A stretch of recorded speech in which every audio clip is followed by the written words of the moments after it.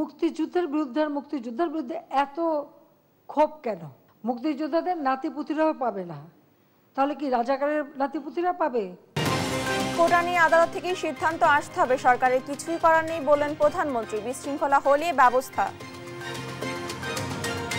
সরকারি চাকরিতে কোটা পুনর্বহাল করে হাইকোর্টের পূর্ণাঙ্গ রায় প্রকাশ, থাকছে আপিল বিভাগের 4 সপ্তাহ স্থিতাবস্থার আওতায়।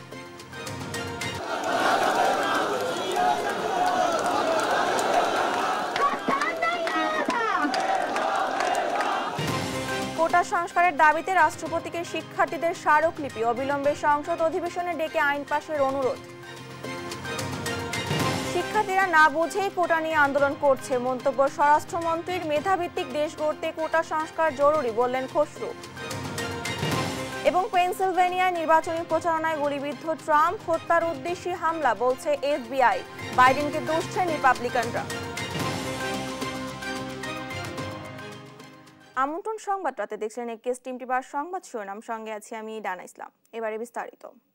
কোটা নিয়ে সিদ্ধান্তে আসতে হবে, এ নিয়ে সরকারের থেকে এখন থেকেই কিছু করার নেই জানিয়েছেন প্রধানমন্ত্রী শেখ হাসিনা। আন্দোলনকারীদের আদালতের সিদ্ধান্ত মেনে নেওয়ার পরামর্শ দিয়ে তিনি বলেন, কেউ বিশৃঙ্খলা করলে আইন অনুযায়ী ব্যবস্থা নেওয়া হবে। রোববার দুপুরে গণভবনে চীন সফর পরবর্তী সংবাদ সম্মেলনে কথা বলেন তিনি।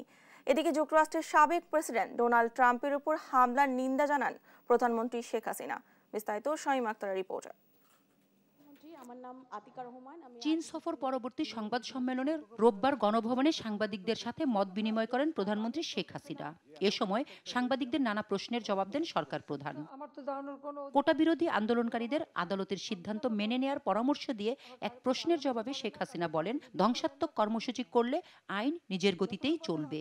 যতক্ষণ পর্যন্ত আদালত থেকে সমাধান না আসবে ততক্ষণ আমাদের এখানে কোনো কিছু করার থাকে না। কিন্তু এর বাইরে যখন কিছু করবে, পুলিশের গায়ে হাত দেওয়া বা পুলিশের গাড়ি ভাঙা বা এভাবে আক্রমণ, এগুলি যদি করতে যায় তাহলে তখন তো আইন তার আপন গতিতে চলবে।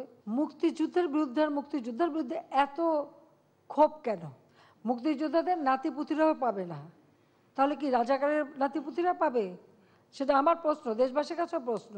পরীক্ষার প্রশ্নপত্র কিংবা অনিয়ম বিএনপির শাসনামলে শুরু হয়েছে অভিযোগ করে শেখ হাসিনা বলেন, হাওয়া ভবন থেকে তালিকার মাধ্যমে পাশ করানো হতো, তবে এই নিয়ে সতর্ক অবস্থানে আছে সরকার। ওই বিএনপির আমলে সেই সময় যে পরীক্ষা হতো আর যত চাকরি হতো, এটা কিন্তু কারো পরীক্ষা না, ওই হাওয়া ভবন থেকে তালিকা পাঠানো হতো আর সেই তালিকাই হতো। এবং সেই সময় ঢাকা কলেজে পরীক্ষা হয়, একটা বিশেষ কামরা তাদের জন্য আলাদা রাখা হয়, যেখানে বসে তারা পরীক্ষা দিয়ে পাশ করে চাকরিতে ঢোকে। আর যেটা বলেন যে হ্যাঁ, যারা বেনিফিশিয়ারি যদি তাদের খুঁজে বের করা যায় তবে তাদের বিরুদ্ধে ব্যবস্থা নেব না কেন? তাদের তো চাকরি করার কোনো অধিকারই থাকবে না। এ সময় প্রধানমন্ত্রী এক প্রশ্নের জবাবে তিস্তার পানি ভারতে আটকে আছে জানিয়ে তিস্তা মহাপরিকল্পনা ভারতের মাধ্যমে করলে ভালো হবে বলে মত দেন। আমি এখানে বেশি প্রাধান্য দেব যে এটা ইন্ডিয়া করুক, কারণ তিস্তার পানিটা ইন্ডিয়াই আটকে রেখেছে, কাজেই তাদের কাছে আমাদের যদি আদায় করতে হয় তো এই প্রজেক্টের কাজ তাদেরই করা উচিত। তারা প্রজেক্ট করে তখন এটা যা প্রয়োজন তারা দেবে, এটা তো একটা ডিপ্লোম্যাসি।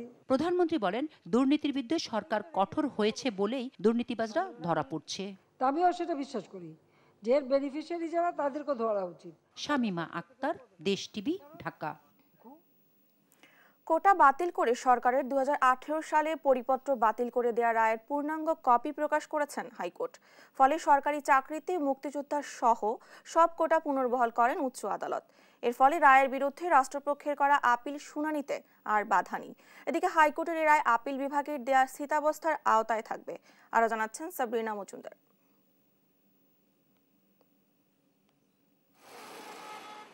শিক্ষার্থীদের আন্দোলনের মধ্যেই কোটা নিয়ে সরকারি পরিপত্র বাতিল করে রায়ের পূর্ণাঙ্গ কপি প্রকাশ করেছেন হাইকোর্ট।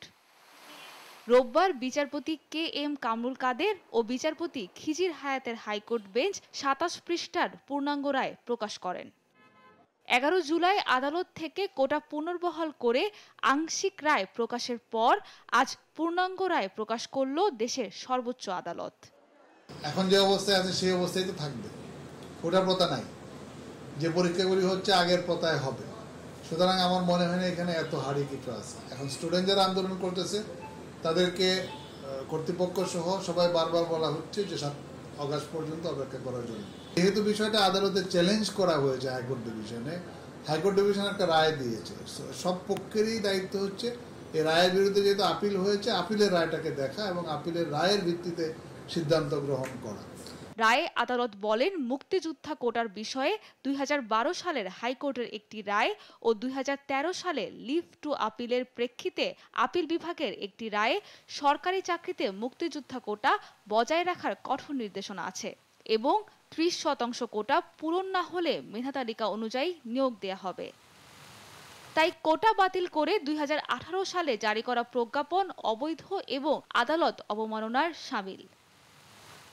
মুক্তিযোদ্ধা কোটার পাশাপাশি আদালত জেলা, নারী, প্রতিবন্ধী ও ক্ষুদ্র নৃগোষ্ঠীর কোটা বজায় রাখার আদেশ দেন। তবে সরকার চাইলে কোটা পরিবর্তন ও পরিমার্জন করতে পারবে।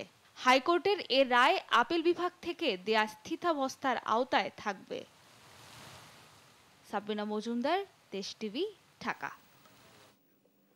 কোটা সংস্কারের দাবি জানিয়ে রাষ্ট্রপতি মোহাম্মদ শাহাবুদ্দিনের কাছে স্মারকলিপি দিয়েছে আন্দোলনরত শিক্ষার্থীরা। অবিলম্বে সংসদ অধিবেশন ডেকে আইন পাশ করার অনুরোধ জানান তারা। গণপদযাত্রা শেষে আন্দোলনের নেতারা জানান, পরিস্থিতি পর্যবেক্ষণ করে পরবর্তী কর্মসূচি ঘোষণা করা হবে। সহকর্মী মাজহারুল ইসলাম ও হাসান মাহমুদকে সঙ্গে নিয়ে জানাতুল মোহনার প্রতিবেদন। আন্দোলনের 14তম দিনে গণপদযাত্রা এবং রাষ্ট্রপতি বরাবর স্মারকলিপি দিতে ঢাকা বিশ্ববিদ্যালয়ের কেন্দ্রীয় গ্রন্থাগারের সামনে জড়ো হয় শিক্ষার্থীরা। অন্যান্য প্রতিষ্ঠান থেকেও যোগ দেয় অনেকে। দীর্ঘ মিছিল নিয়ে বঙ্গভবনের উদ্দেশ্যে রওনা করে শিক্ষার্থীরা। অভিনব পদযাত্রা নিয়ে শাহবাগ, মৎস্য ভবন, হাইকোর্ট মোড় ঘুরে বঙ্গভবনের পথে অগ্রসর হয়। নিরাপত্তা নিশ্চিতে পথে পথে সতর্ক অবস্থায় আইন শৃঙ্খলা বাহিনী। 0 পয়েন্টে পদযাত্রা আটকে দেয় তারা। এ সময় সড়কে বসে পড়ে শিক্ষার্থীরা। এ সময় পুলিশের সঙ্গে বাকবিতণ্ডায় জড়ায় বিক্ষুব্ধ শিক্ষার্থীরা। পরে ব্যারিকেড ভেঙে বঙ্গভবনের দিকে এগিয়ে যায় তারা। শিক্ষার্থীদের 12 সদস্যের একটি প্রতিনিধি দল রাষ্ট্রপতির সামরিক সচিবের কাছে স্মারকলিপি জমা দিয়ে ফিরে আসে। আন্দোলনকারীদের আশা, কোটা সংস্কারে 24 ঘন্টার মধ্যে সংসদের জরুরি অধিবেশন ডেকে কার্যকরী ব্যবস্থা নেবেন রাষ্ট্রপতি। আজকে আমরা মহামান্য রাষ্ট্রপতির কাছে এসেছি। রাষ্ট্রের অভিভাবক হিসেবে আমরা চাচ্ছি, সরকারের কাছ থেকে যেহেতু আমরা আশ্বাস পাচ্ছি না, আমরা চাই তিনি হস্তক্ষেপ করে জাতীয় সংসদে আমাদের যে 1 দফা দাবি, সেই 1 দফা দাবির প্রেক্ষিতে আইন পাশ করতে ভূমিকা রাখবেন এবং প্রয়োজনে জরুরি অধিবেশন আহ্বান করবেন। আমরা এই ক্ষেত্রে আমাদের স্মারকলিপিতে আমরা মহামান্য রাষ্ট্রপতির কাছে 24 ঘন্টার জন্য একটি সুপারিশ করেছি যে আগামী 24 ঘন্টার মধ্যে আমরা চাই সংসদে অধিবেশন ডেকে সেটার আইন পাশের জন্য কার্যকর ব্যবস্থা নেওয়া হোক। কোটা নিয়ে স্থায়ী সমাধান না পেলে পরবর্তী কর্মসূচি ঘোষণার কথাও জানায় আন্দোলনরত শিক্ষার্থীরা। জান্নাতুল মোহনা, দেশ টিভি, ঢাকা। এদিকে কোটা সংস্কারের দাবিতে সারা দেশে বিক্ষোভ, মিছিল, সমাবেশ এবং জেলা প্রশাসক বরাবর স্মারকলিপি দিয়েছে আন্দোলনরত শিক্ষার্থীরা। দাবি মেনে নিয়ে দ্রুত ক্লাসে ফেরার পরিবেশ তৈরিতে সরকারের প্রতি জোর দাবিও জানান তারা। সহকর্মীদের তথ্যচিত্রে টুম্পা আফরোজের ডেস্ক রিপোর্ট। রোববার সকালে কোটা সংস্কারের দাবিতে চট্টগ্রাম নগরীর 16 শহর রেল স্টেশনে চট্টগ্রাম বিশ্ববিদ্যালয়ের শিক্ষার্থীদের সাথে যোগ দেয় বিভিন্ন কলেজের শিক্ষার্থীরা।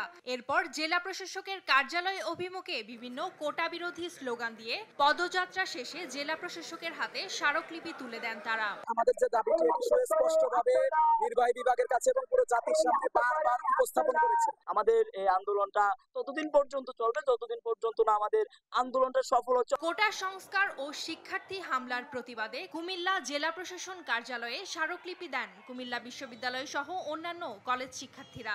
এ সময় বৈষম্যমূলক কোটা পদ্ধতি সংস্কার, দ্রুত সংসদে আইন পাশ ও মামলা প্রত্যাহারের দাবি জানান তারা।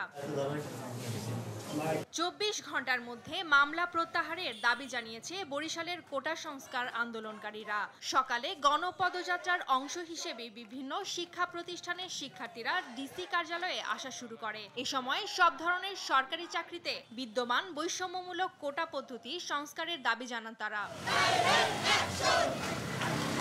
কোটা সংস্কারের দাবিতে রংপুরে গণপদযাত্রা শেষে জেলা প্রশাসকের মাধ্যমে রাষ্ট্রপতি বরাবর স্মারকলিপি দিয়েছেন শিক্ষার্থীরা। এ সময় রোকেয়া বিশ্ববিদ্যালয় ক্যাম্পাস থেকে একটি বিক্ষোভ মিছিল নিয়ে পায়ে হেঁটে জেলা প্রশাসকের কার্যালয়ে গিয়ে স্মারকলিপি দেন তারা।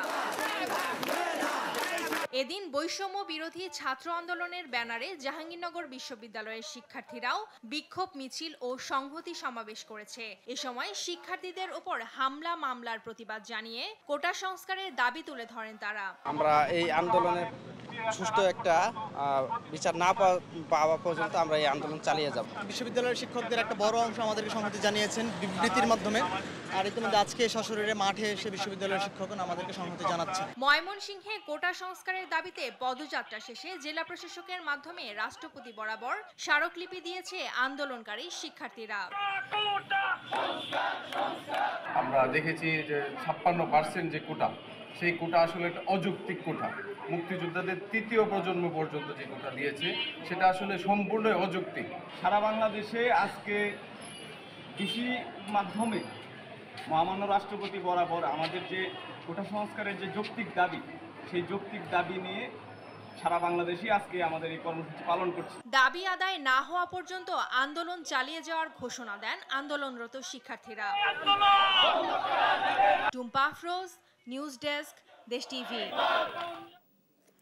স্বরাষ্ট্রমন্ত্রী আসাদুজ্জামান খান কামাল বলেছেন, শিক্ষার্থীরা না বুঝেই কোটা নিয়ে আন্দোলন করছে। তারা মামলা তোলার যতই আলটিমেটাম দেখ, এ নিয়ে তদন্ত হবে। কোটা আন্দোলনের উস্কানিদাতা আছে বলে মন্তব্য করেন স্বরাষ্ট্রমন্ত্রী। বিস্তারিত শাহাদাত নিশাদের রিপোর্টে। সরকারি চাকরিতে কোটা সংস্কারের দাবিতে 2 সপ্তাহ ধরে আন্দোলনে শিক্ষার্থী ও চাকরি প্রত্যাশীরা। সবশেষ এক দফা দাবিতে রাষ্ট্রপতি বরাবর স্মারকলিপি দিয়েছে তারা। তবে শিক্ষার্থীরা না বুঝেই কোটা নিয়ে আন্দোলন করছে বলে মন্তব্য করেছেন স্বরাষ্ট্রমন্ত্রী আসাদুজ্জামান খান কামাল। শিল্পকলা একাডেমিতে মাদকদ্রব্যের অপব্যবহার ও অবৈধ পাচার বিরোধী আন্তর্জাতিক দিবসের আলোচনা সভা শেষে এ কথা বলেন তিনি। জানান, আলটিমেটামে মামলা প্রত্যাহার হবে না, মেরিট না থাকলে এমনিতেই খারিজ হবে। মামলা তদন্তর পরে যদি এটার মেরিট না থাকে তাহলে এটা অটোমেটিক বাতিল হয়ে যাবে। সেইখানে 24 ঘন্টা, 10 ঘন্টা, 24 দিন এইগুলি কোনো প্রশ্ন আসে না। এগুলো আমরা যদি মেরিট না দেখি বাতিল হবে, আর মেরিট থাকলে মানে এই ঘটনা অনুযায়ী মানে তদন্ত হয়ে তার বিচার ব্যবস্থা আমরা প্রেরণ করব। চলমান কোটা আন্দোলনে উস্কানির অভিযোগও করেন স্বরাষ্ট্রমন্ত্রী। তারা যেগুলি করছে এগুলো মনে হয় তারা না বুঝে করছে। এটা পরিষ্কার হাইকোর্টের থেকে, সুপ্রিম কোর্ট থেকে নির্দেশনা দিয়েছে 8 তারিখে এটার একটা রায় ঘোষণা করবে, শুনানি হবে। সেই শুনানি দিয়ে তাদেরকেও পার্টিসিপেট করতে বলছে। সেগুলি না করে তারা রাস্তা অবরোধ করছে। এগুলি সব কিছুই কিন্তু এখন বিচার বিভাগের হাতে, আমাদের হাতে কিছু নেই। অনুষ্ঠানে মাদকাসক্তি নিরাময় ও মাদক বিরোধী কর্মকাণ্ডে গুরুত্বপূর্ণ ভূমিকা রাখায় পুলিশ কল্যাণ ট্রাস্ট পরিচালিত মাদকাসক্তি নিরাময় ও পুনর্বাসন কেন্দ্র ওয়েসিসকে দেশসেরা হিসেবে পুরস্কৃত করা হয়। শাহাদাত নিশাদ, দেশ টিভি, ঢাকা। মেধাভিত্তিক দেশ গড়তে কোটা সংস্কার জরুরি বলে মনে করেন বিএনপির স্থায়ী কমিটির সদস্য আমির খসরু মাহমুদ চৌধুরী। জীবিত মুক্তিযোদ্ধা অনগ্রসরদের জন্য কিছু সংরক্ষিত রেখে বাকি কোটা বাদ দেওয়ার দাবি জানান তিনি। আর কোটার নামে দুর্বৃত্তায়নের মধ্য দিয়ে দেশকে রাজনীতি শূন্য করার চেষ্টা চলছে বলে দাবি করেন বিএনপির নেতারা। তারা বলছেন, ভারত চীন 2 পরাশক্তির প্রতিযোগিতার মধ্যে গিয়ে বর্তমান সরকার দেশকে বিপাকে ফেলছে। বিস্তারিত সাইফুল রিপনের প্রতিবেদনে। বৈষম্য বিরোধী ছাত্র আন্দোলনের ব্যানারে সরকারি চাকরিতে কোটা সংস্কার আন্দোলনে বেশ কিছুদিন ধরেই উত্তাল সারা দেশ। আদালতে ইস্যুটি ঝুলে থাকার পরও রাজপথে ধারাবাহিক কর্মসূচি পালন করে যাচ্ছে শিক্ষার্থীরা। এমন প্রেক্ষাপটে কোটা ব্যবস্থা নিয়ে নিজেদের অবস্থান স্পষ্ট করেছে দেশের রাজপথের প্রধান বিরোধী দল বিএনপি। আপনি কোটা দিয়ে কিছু নিয়ে যাবেন, প্রশ্নপত্র ফাঁস করে কিছু নিয়ে যাবেন, তারপরে আবার কিছু দলীয় লোকজনকে নিয়ে যাবেন, তাহলে বাংলাদেশের সাধারণ আমাদের যুব সমাজের জন্য থাকলোটা কি? কিছুতে থাকলো ওটা। যখন অনির্বাচিত অবৈধভাবে ক্ষমতা দখল করবেন, আপনার নির্ভরশীলতা কিন্তু অন্য জায়গায় চলে যাচ্ছে, এবং আপনার যখন অন্যদের উপর নির্ভরশীল হয়ে যাচ্ছে, তাদের স্বার্থ কিন্তু বাংলাদেশের স্বার্থের উপরে চলে যাচ্ছে। আজকের প্রেক্ষাপটটা সেটাই। নেতারা বলছেন, কোটা বহাল রেখে দেশে দুর্বৃত্তায়নের প্রক্রিয়া চালাচ্ছে সরকার, যার লক্ষ্য দেশকে রাজনীতি শূন্য করা। ভুয়া মুক্তিযোদ্ধার বংশধর বলি, এখন আওয়ামী লীগ দুর্বৃত্তেই তো আওয়ামী লীগদের চাকরি দিচ্ছে। তো আমি মনে করি এটা একটা আন্দোলন যেটা দেশের জন্য অত্যন্ত জরুরি। যারাই এখন ছাত্র, তারা ছাত্র নামে পরিচিত হওয়া ভালো। কে বিএনপি, কে আওয়ামী লীগ, কে জাতীয় পার্টি, এটা আমার বলার দরকারটা কি? সরকার বলতেছে, বিকজ সরকার তাদের স্বার্থ উদ্ধার করার চেষ্টা করতেছে, এটাকে অন্যদিকে প্রবাহিত করার চেষ্টা করতেছে। মুক্তিযোদ্ধা পর্যন্ত ঠিক আছে, মুক্তিযোদ্ধার সন্তানদেরকেও যদি সাহায্য করতে চায় এক সময় মেনে নেওয়া যেতে পারে, কিন্তু এই যে নাতিদের জন্য দেওয়া, এটি জনগণের বিরূপ প্রতিক্রিয়ার সম্মুখীন হবে মুক্তিযোদ্ধারা। এর কোনো প্রয়োজন নেই বলে আমরা মনে করি। ভারতের প্রতি বর্তমান সরকারের আনুগত্য আর জনভিত্তি না থাকায় চীন সফরে সরকার লক্ষ্য পূরণে ব্যর্থ হয়েছে বলেও মনে করেন বিএনপি নেতারা। ভারতের কথা দেশের ভিতরে রাজনীতিও আপনি কন্ট্রোল করবেন, আবার ভারতের কথা বিশ্ব রাজনীতিতেও আপনি চলবেন।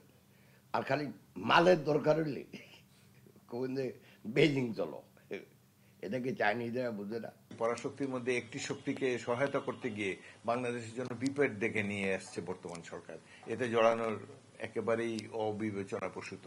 দেশের স্বার্থ অক্ষুণ্ণ রাখতে যে রাজনৈতিক দলই হোক না কেন, আগে জনগণের ম্যান্ডেট নিতে হবে বলেও মনে করেন বিএনপির এই নেতা। আপনি জনগণ দ্বারা, জনগণের ভোটে নির্বাচিত একটা সরকার, যতক্ষণ পর্যন্ত মানুষের মনে সেই সন্দেহ থাকবে না দেশের জনগণ আপনাকে কোনো সম্মান করবে, না বিদেশি আপনাকে সম্মান করবে। সাইফুল রিপন, দেশ টিভি, ঢাকা। দেখছেন সংবাদ রাত। পেনশন স্কিম প্রত্যাহারের দাবি আদায়ে আন্দোলন চালিয়ে যাওয়ার সিদ্ধান্ত নিয়েছেন পাবলিক বিশ্ববিদ্যালয়ের শিক্ষকরা। তবে তাদের আশা সরকার এ দাবি পূরণ করবে। বাংলাদেশ বিশ্ববিদ্যালয় শিক্ষক সমিতি ফেডারেশনের অনলাইন সভায় এমন সিদ্ধান্ত হয়। পরে বিকেলে বিশ্ববিদ্যালয়ের ক্লাব মিলনায়তনে ঢাকা বিশ্ববিদ্যালয় শিক্ষক সমিতির সভাপতি অধ্যাপক ডক্টর নিজামুল হক ভুইয়া ও সাধারণ সম্পাদক ডক্টর জিনাত হুদার উপস্থিতিতে আবারও বৈঠকে বসেন শিক্ষকরা।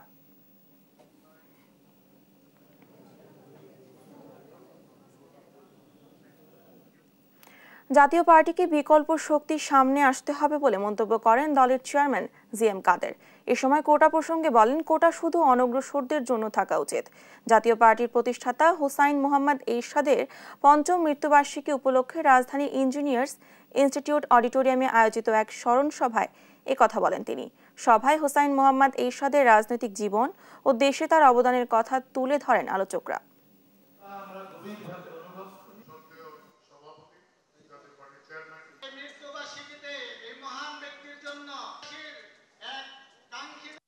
মুক্তিযুদ্ধ কেন হয়েছিল? আমরা কি থেকে মুক্তি চেয়েছিলাম? আমরা বৈষম্য থেকে মুক্তি চেয়েছিলাম। এই এখানকার মুসলমানরা ব্রিটিশ শাসনের বিরুদ্ধে গেছিল, কারণ তারা ডিভাইড করেছিল, সমাজকে ডিভাইড করেছিল এবং সেখানে তারা একটা সুবিধাবাদী গোষ্ঠী তৈরি করেছিল। সেখানে আমাদের ছোটবেলায় আমরা দেখতাম ব্রিটিশ দরখাস্তের মধ্যে ইংরেজি দরখাস্তের লাস্টে লিখতে হতো I come from a respectable family, তারপর লিখতে হতো ও ইউর মোস্ট ওবিডিয়েন্ট সার্ভেন্ট। আমরা এর বিরুদ্ধে গেছিলাম। এখন আওয়ামী লীগ এসে কি করছে? এখন একদিকে আওয়ামী লীগ আর একদিকে জনগণ। এখন কয়েকদিন পরে এখন লিখতে হয় না, কিন্তু এটা ভেরিফাই করা হয়, I come from Awami League family.